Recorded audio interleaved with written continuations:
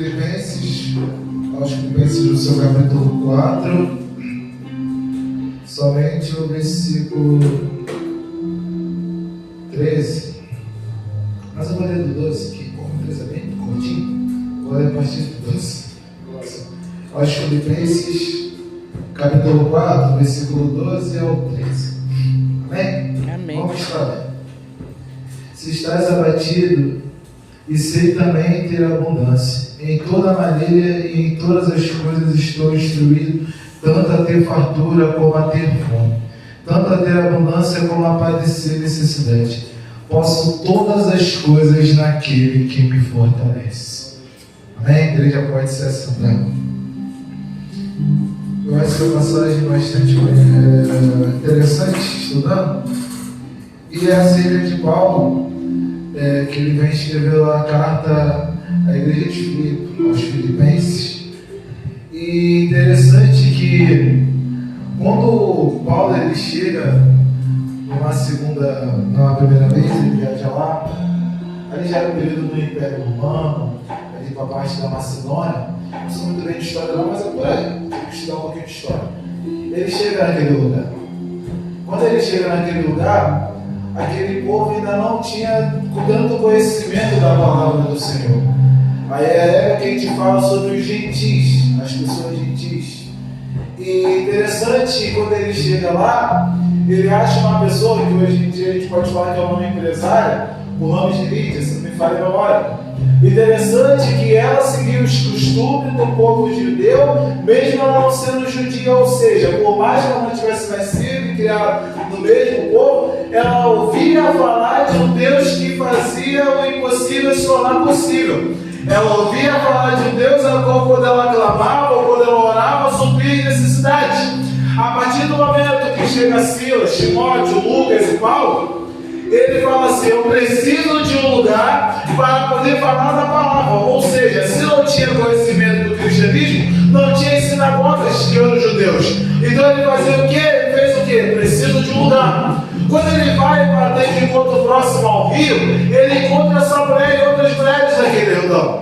E ele começa a pregar o evangelho. Lídia, naquele momento, ela simplesmente fala assim: eu aceito o Senhor Jesus como meu único suficiente Salvador. A partir daquele momento começa uma parte da trajetória de Paulo na cidade de Filipe. Por quê? Porque através daquela mulher, que por mais que ela tivesse nascido naquele povo, ela ouvia falar de um Deus que podia todas as coisas naquele que fortalece.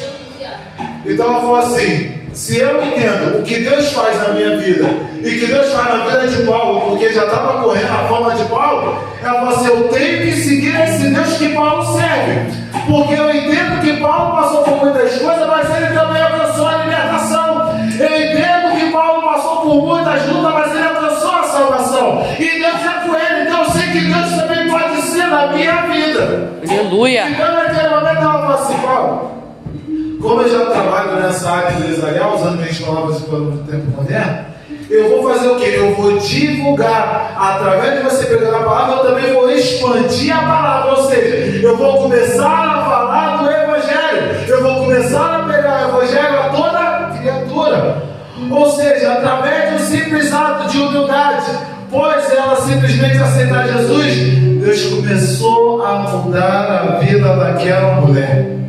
E ali Paulo conseguiu um espaço para começar a fazer as reuniões, como eles costumavam dizer.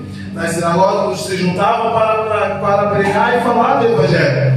E dali se expandiu para chegar à igreja de Filipe. A gente sabe que numa trajetória, Paulo ele volta para aquele lugar, lá para Atos 16, histórias, versículos abaixo. A gente sabe que quando ele chega, aquela mulher com espírito de adivinhação. O que é que Paulo faz? Ele repreende aquele espírito de adivinhação. Paulo é preso, Paulo é açoitado. A gente sabe que Paulo e Silas estavam na prisão. E de repente veio o terremoto. É tão interessante e gratificante, porque quando um estava orando, o outro estava adorando. E quando um se cansou, entre aspas, o outro começou a orar, o outro começou a adorar. E de repente veio o terremoto. Por quê? Porque ele chamava a atenção do mestre, entendendo o motivo de estar ali. Porque a gente sabe que quando chega no lugar, o inimigo não satisfeito, ele tenta parar, mas sai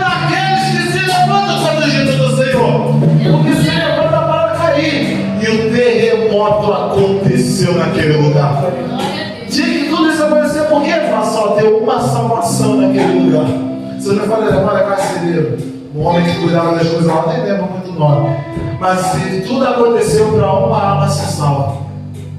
E quando eles saem da prisão, eles voltam na casa daquela mulher para saber como anda as coisas. Imagina a felicidade daquela mulher falando assim: olha, eu estou contando para os meus amigos que Jesus cura, salva e liberta. Eu estou contando para a pastora Denise que se crê verás a glória de Deus. Eu estou contando para o irmão João de Corte que ele passou naquilo tudo. Ele começou a ver quem era Jesus, porque antes ele conhecia por ouvir João 42 versículos abaixo, ou melhor, versículo 5.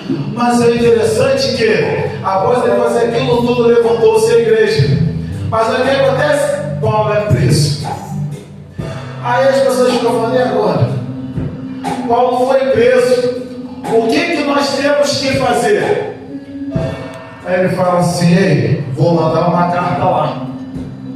Vou ter que mandar carta aos filipenses. Para eles entenderem detalhe. Paulo estava em prisão domiciliar, para vocês terem uma noção. Ou seja, chegava o moço, que eles chamavam de o enviado, para pegar as mensagens para levar à igreja de Filipenses. E ele começa a falar sobre o povo ter mais humildade, o povo ter mais união. Porque ele fala assim: se você for simples na presença do Senhor, Deus pode se agradar, porque você não está fazendo aquilo para agradar outra pessoa, não. Mas na tua simplicidade, Deus conhece a sinceridade do teu coração. Você está vendo aqui e fala assim: olha, eu não sei cantar direito. Mas Deus fala assim: eu conheço a tua sinceridade, eu sei da tua simplicidade. Como uma pessoa que sempre louva, quebrantado o coração, move a mão de Deus. Imagine você chegar aqui e falar assim: olha, tem pouca gente, mas eu vim adorar, eu vim agradecer o nome santo do Senhor. Aí minha missão é aquela que canta o Correio Fogo Pega. A pastora Denise rasga no coração e o fogo pega. E quando aleluia! O dia chegou e eu sou grato a Cristo, porque Ele me deu um novo dia para recomeçar aquilo que Ele tem para fazer na minha vida. Então eu já tive coisa quando a nossa irmã Jéssica chegou aqui e falou: sou grato. Gratidão é uma coisa que alguém faz por você, você reconhece aquilo que a pessoa fez por você. Então seja grato. Chegando no capítulo 4, ele manda uma carta, mas ele manda uma carta, a carta dos Filipenses é conhecida como a carta de alegria. Não teve tantos problemas como as outras igrejas. Mas ele fala assim: olha, eu agradeço porque os que vocês tiveram aqui em dízimos e outras coisas mais conseguiram me manter, conseguiram me ajudar. Eu sou grato por isso também. Mas ele fala assim: olha, tudo posso naquele que me fortalece. Aí ele começa a dar uma experiência muito linda, que ele fala assim: olha, eu já fui rico, agora eu sou pobre, porque aconteceu perseguindo, eu tive que largar tudo, eu tive que renunciar. A abnegação é quando você tem que renunciar aquilo que você achava que era atrativo aos seus olhos, sem você ter conhecimento daquilo que você estava fazendo. Mas a partir do momento que você renuncia, você de novo quebrantado o coração, move a mão de Deus. Imagine você chegar aqui e falar assim: olha, tem pouca gente, mas eu vim adorar, eu vim agradecer o nome santo do Senhor. Aí minha missão é aquela que canta o Correio Fogo Pega. A pastora Denise rasga no coração e o fogo pega. E quando aleluia! O dia chegou e eu sou grato a Cristo, porque Ele me deu um novo dia para recomeçar aquilo que Ele tem para fazer na minha vida. Então eu já tive coisa quando a nossa irmã Jéssica chegou aqui e falou: sou grato. Gratidão é uma coisa que alguém faz por você, você reconhece aquilo que a pessoa fez por você. Então seja grato. Chegando no capítulo 4, ele manda uma carta, mas ele manda uma carta, a carta dos Filipenses é conhecida como a carta de alegria. Não teve tantos problemas como as outras igrejas. Mas ele fala assim: olha, eu agradeço porque os que vocês tiveram aqui em dízimos e outras coisas mais conseguiram me manter, conseguiram me ajudar. Eu sou grato por isso também. Mas ele fala assim: olha, tudo posso naquele que me fortalece. Aí ele começa a dar uma experiência muito linda, que ele fala assim: olha, eu já fui rico, agora eu sou pobre, porque aconteceu perseguindo, eu tive que largar tudo, eu tive que renunciar. Abnegação é quando você tem que renunciar àquilo que você achava que era atrativo aos seus olhos, se você tem conhecimento daquilo que tu estava fazendo. Mas a partir do momento que você renuncia, Gálatas capítulo 2, versículo 20, já estou crucificado com Cristo, e não vive mais eu, mas Cristo vive em mim. A vida que Paulo passava, a vida que Paulo era para perseguir os profetas, hoje ele é perseguido, mas ele fala: tudo posso naquele que me fortalece.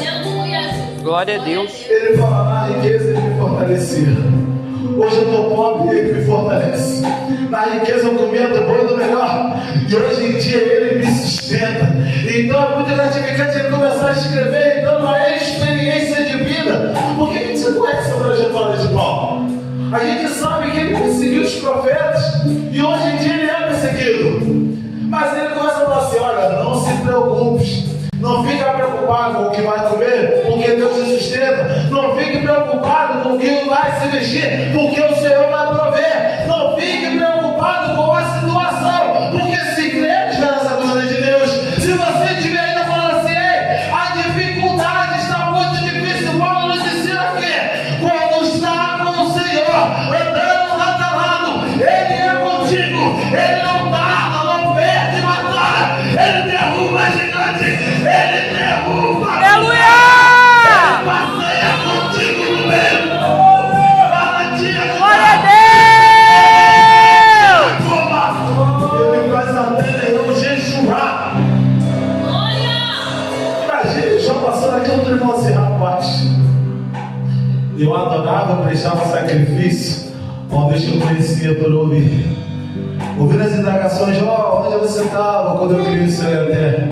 E vendo a manifestação do poder dele, ele fala assim: agora os meus olhos te veem.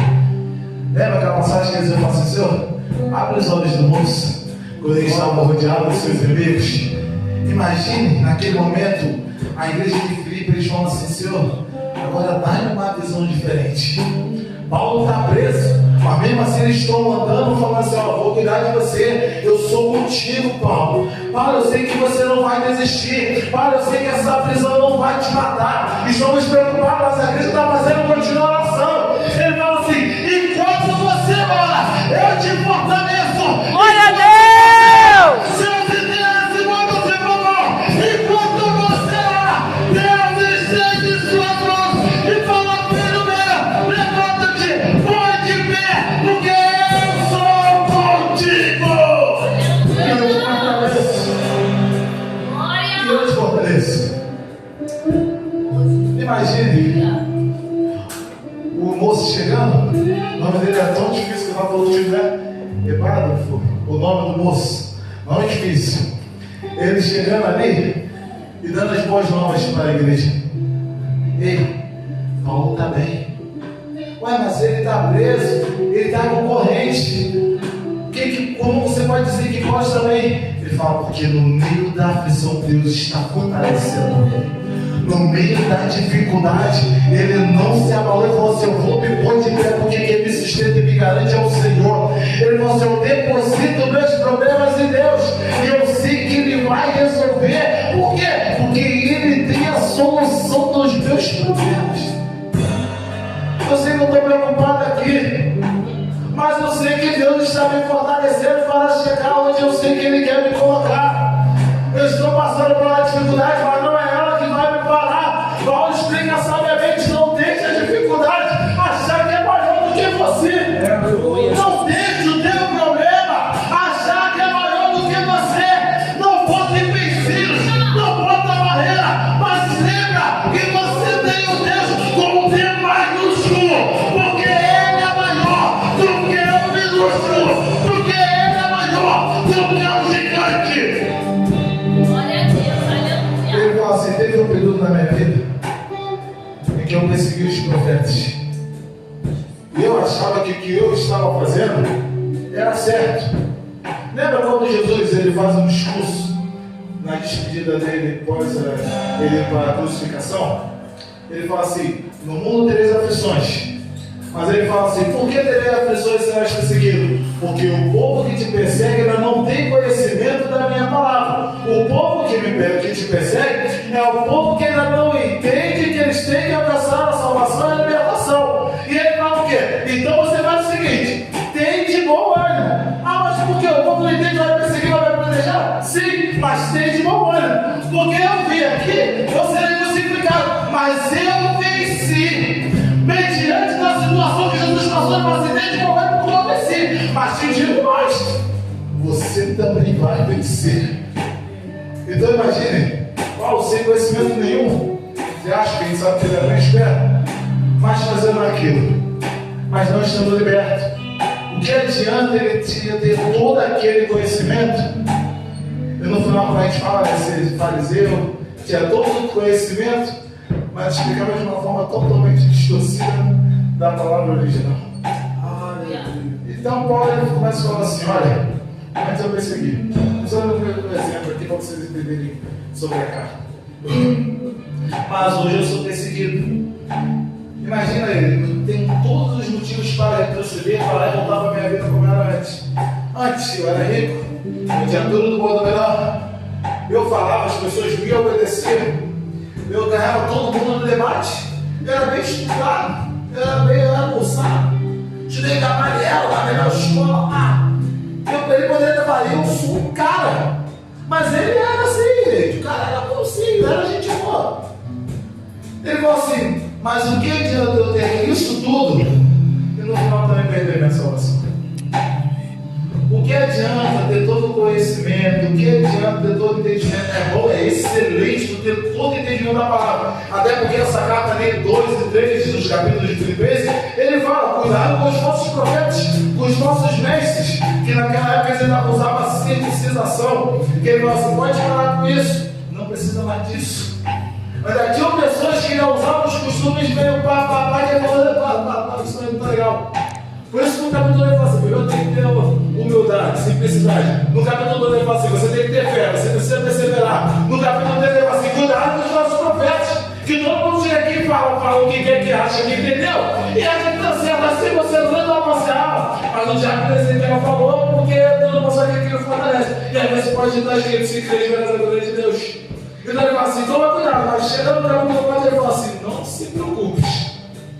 Não se preocupes, por quê? Porque Deus te fortalece, Deus te sustenta, Deus te mantém de pé, Deus é contigo, esforça-te, Deus de ânimo. Lembra de Jesus? Aleluia, Deus. Deus. Assim: não se preocupes, porque Deuteronômio 28, versículos abaixo diz: as bênçãos correrão atrás de você. Por quê? Porque você ouviu e ouviu a voz do seu Senhor, e você foi agraciado pelas bênçãos do Senhor. Glória. Essa carta, quando eu estava lendo, eu falei assim: Senhor, tu é bom. Porque eu entendo que somos seres humanos, temos emoções, sentimentos, mas muitas das vezes chega numa quarta, mas a gente fala assim: estou com uma preguiça de ir ao culto, estou tão cansado, bateu. Olha, hoje estava com dor de cabeça mais cedo, eu não estava bem, mas eu falei assim: olha, Senhor, essa palavra está dizendo alguma coisa. Não é que eu estou tentando o Senhor ter Deus. Se eu estivesse mal, eu poderia não estar aqui. Porque ele também entende que somos seres humanos, sentimos essas coisas. Mas quando eu leio essa palavra assim: tudo posso naquele me fortalece. Olha, meu presbítero, eu agarrei com tanta vontade ao dizer: Senhor, se eu sei que o Senhor me fortalece, aleluia! Se eu sei que o Senhor me fortalece, eu profetizo que é. Glória a Deus! Porque Paulo fala que eu tiro os fios. Isso me incomoda, essa dor, mas eu não posso parar de fazer a obra, porque a minha graça basta. Imagine você falar: eu estou mal, eu estou muito doente, eu estou cansado, eu estou entristecido. O Senhor fala: aguente de pé que eu vou te fortalecer.